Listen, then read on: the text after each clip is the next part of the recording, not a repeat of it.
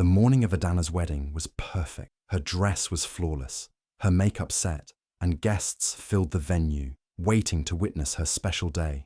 Everything she had planned was finally coming together until her mother walked in. "Come with me," her mother said sharply, leading her into a quiet room. Without hesitation or emotion, her mother said, "The wedding is cancelled." Adana froze. "What do you mean?"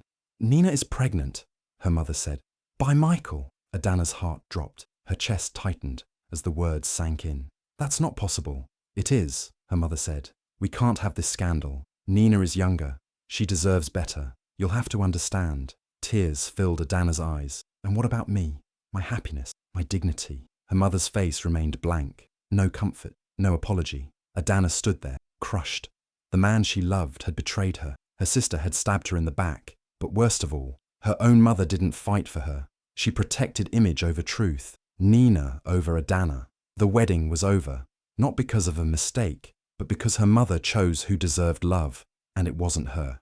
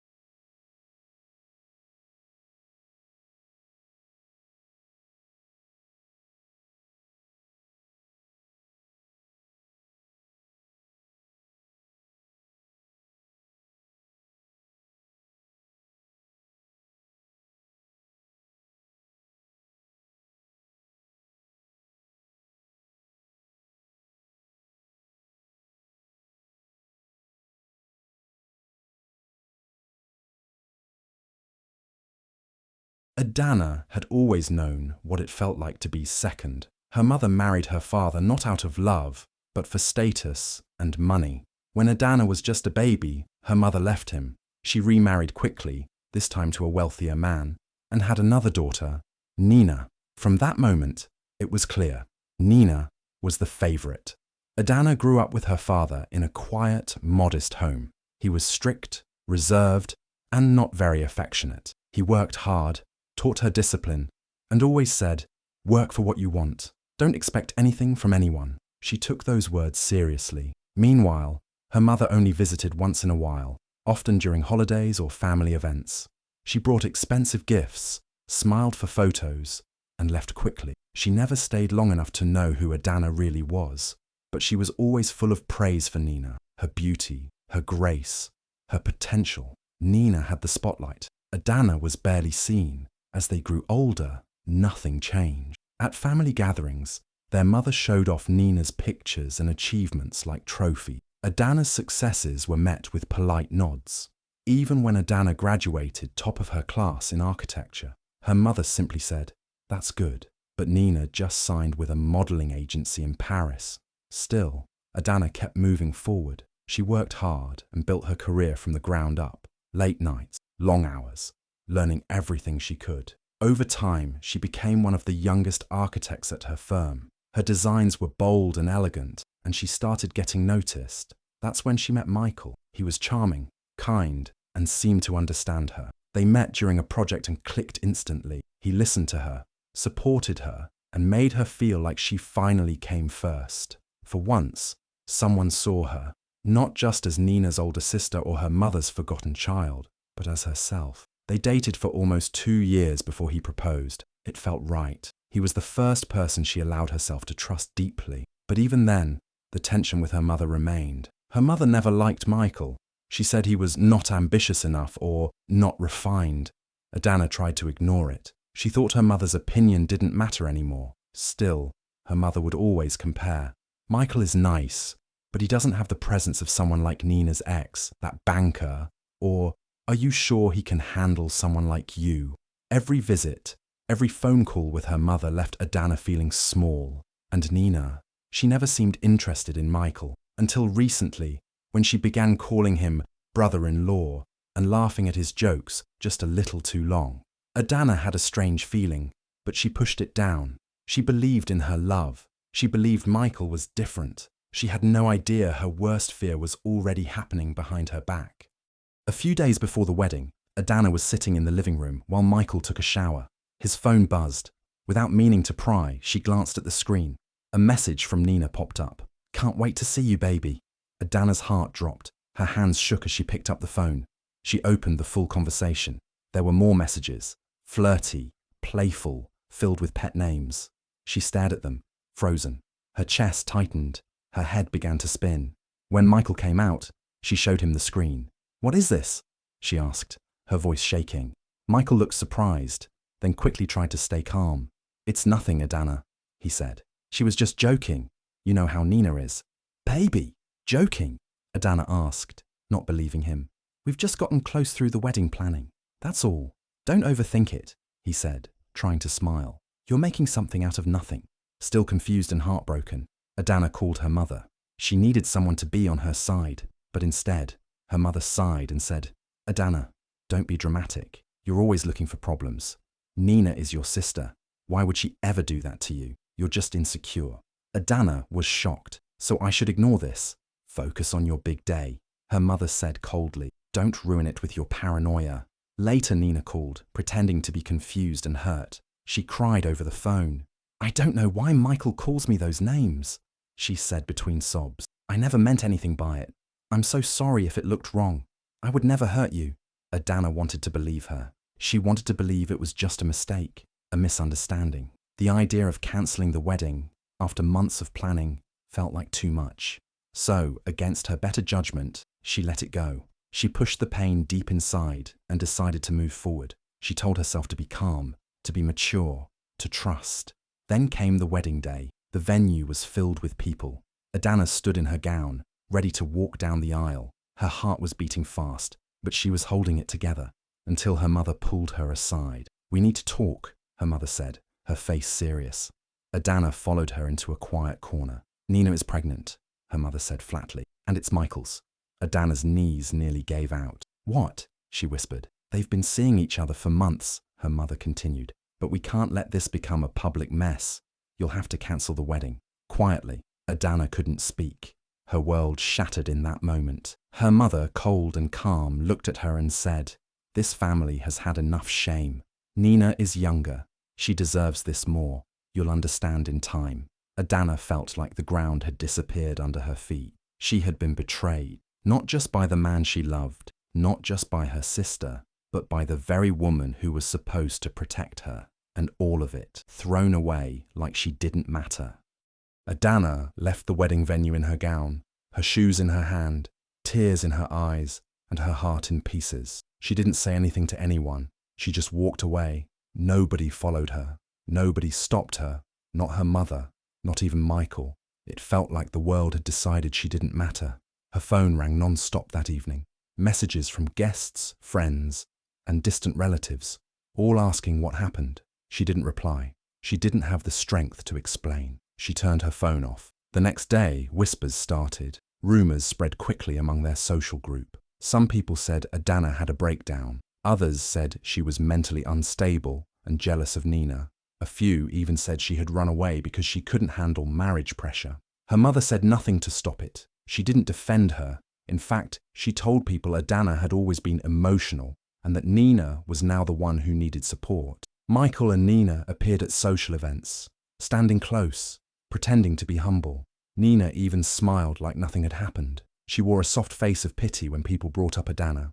Adana stayed inside for days. She couldn't sleep or eat. She stared at the walls, replaying every moment over and over. All her dreams, all her plans, gone. And worse, her own mother acted like it was her fault. One afternoon, there was a knock on her door. When she opened it, her father stood there. He looked tired, older than she remembered. They hadn't spoken much in recent years, but now he looked at her with genuine concern. "I heard what happened," he said. "I'm so sorry." Adana didn't speak. She just started crying. Her father hugged her tightly. For the first time in a long time, she felt like someone cared. Over the next few weeks, her father began visiting more. He brought her food, checked in, and listened when she spoke. Slowly, she opened up to him. She told him everything about the texts, about how her mother treated her, about the wedding day. He was angry. "They humiliated you," he said. "They used you and threw you away like nothing." Adana nodded, tears running down her face. "You should take legal action," he said one day. "You spent money, time, energy. This wasn't just a wedding. It was an investment, and he lied to you. He broke your trust. You don't need revenge, but you do need justice." For the first time in weeks, Adana felt something other than pain. She felt strength. Maybe she couldn't fix what happened, but she could choose what happened next. Adana filed a lawsuit against Michael. It was not about revenge. It was about justice. He had broken her trust and destroyed her life just days before their wedding. She sued him for emotional damage and breach of contract. The news of the case spread quickly. People whispered again, but this time they were curious. Some even began to question what really happened. In court, Michael arrived with a calm face. Nina and Adana's mother sat behind him. Nina wore soft makeup, pretending to be innocent. Their mother looked serious, trying to stay quiet but strong. When it was their turn to speak, they painted Adana as bitter and angry. Nina cried and said, "I never meant to hurt her. It just happened. I love him too." Michael said, "I never promised her anything. We weren't even fully happy. I just found comfort in someone else." Adana sat quietly, listening. Then she stood up. Her lawyer presented all the evidence. Hotel bookings under Michael's name and Nina's name. Text messages saved from months ago where they called each other baby and love. Voice notes where Michael promised Nina he would handle the Adana situation soon. The courtroom fell silent. Adana spoke clearly. "They didn't just fall in love by accident. They planned this. They lied to me for months. They smiled in my face and betrayed me behind my back. They let me pay for a wedding they knew wouldn't happen." The judge listened carefully. After reviewing everything, he ruled in Adana's favor. Michael was ordered to pay financial damages. The court agreed that he misled her and that the emotional pain she suffered was real. Outside the courtroom, reporters waited. The story spread across social media. Screenshots of the texts and pictures from the court were shared widely. People turned on Michael and Nina. Many said Nina had stolen her sister's life. Her modeling agency dropped her the next day, saying her image no longer fit their brand. Michael's reputation took a hit as well. Clients pulled away, and he was forced to close one of his offices. Their mother tried to reach Adana. She sent messages. She called many times. She even came to her office one day, waiting in the lobby. But Adana didn't respond. She had nothing more to say. This time, she chose herself. The courtroom was heavy with silence when the judge finally gave the decision. Ethan sat frozen, his heart pounding in his chest. The words echoed in his ears. The estate would remain in his hands. His parents had lost. The fight was over. For a moment, Ethan didn't even move. His chest rose and fell with shaky breaths. All the pressure, all the sleepless nights, all the fear of losing what his grandfather had entrusted him with, it all spilled out in quiet tears. He didn't cry out loud. He just sat there, his fists pressed against his knees, tears running down his face as he whispered in his heart, "Thank you, Grandpa." His parents, however, were not so quiet. His father jumped to his feet, his face red with anger. His mother buried her face in her hands, whispering, "This can't be true." Their lawyer tried to calm them, but the damage was done. The truth about their lies had already destroyed their reputation. The courtroom had seen their greed, their fraud, and their shameless attempt to twist a dying man's wishes. Ethan stood slowly, turning toward them. For a second, their eyes met. His mother looked at him with a strange mixture of regret and bitterness. His father glared, as if Ethan had stolen something from him. But Ethan didn't feel small anymore. He didn't feel like the boy who was left behind at 7 years old. He felt strong. "I don't hate you," Ethan said softly, his voice firm but calm. "But I can't let you be part of my life anymore." The words hurt, but they were the truth. He knew his grandfather would want him to be free from their poison. He walked out of the courtroom that day with his head high, not because of the money, but because he had protected his grandfather's trust. Weeks later, Ethan sat at his grandfather's old desk, running his fingers over the polished wood. He had decided not to use the wealth for selfish gain. His grandfather had built his empire with honesty and hard work, and Ethan wanted to honor that. He started drafting plans for a foundation in his grandfather's name, a place that would provide scholarships, build schools, and support young people who had been abandoned or rejected, just like him. The thought made him smile. His grandfather's legacy wouldn't just be money sitting in a bank. It would be hope, light, and opportunity for others. One evening, Ethan visited the cemetery again. He placed fresh flowers on his grandfather's grave and sat beside it quietly. The wind blew gently, carrying the scent of the grass and earth. "I did it, Grandpa," Ethan whispered. "I didn't let them take it. And I'll make sure your name lives on. Not through their greed, but through kindness, just like you taught me." The weight on his shoulders felt lighter than ever. His parents had lost, but he had gained something greater: peace, strength, and the courage to live by the values his grandfather had given him. Ethan stood up, brushed the dirt from his knees, and walked away with a steady step. He was no longer just the boy who was abandoned. He was a man who had faced betrayal and chosen dignity. His story was not one of loss, but of triumph. And for the first time in his life, he felt truly free. 1 year later, Adana found herself walking down a familiar street. It was a sunny afternoon, and she had just finished a meeting. As she turned the corner, she stopped in front of the wedding venue she had once booked, the place where her big day was supposed to happen. She stood there for a moment, just looking. The garden was still beautiful, flowers blooming, white chairs lined up for a new couple's ceremony, soft music playing in the background. But this time, there was no pain in her heart, no sadness, just peace. She smiled, not because she forgot what happened, but because she had survived it. She had grown from it. That old version of her, the one who always tried to please everyone, was gone.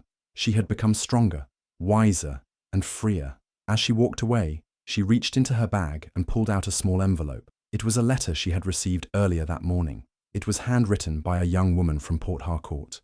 She had read Adana's interview online. She wrote, "Thank you for being brave. Because of your story, I walked away from a toxic relationship. I chose myself." Adana's eyes filled with quiet tears, the good kind. She folded the letter carefully and placed it back in her bag. As she continued walking, a voice echoed in her mind, soft but steady. "Some endings are gifts in disguise. Not all heartbreak ruins you. Some heartbreak frees you." Hey besties, thanks so much for watching till the end. If you enjoyed the story, don't forget to like, share, drop a comment, and of course, subscribe for more drama-filled stories. See you in the next one. Bye.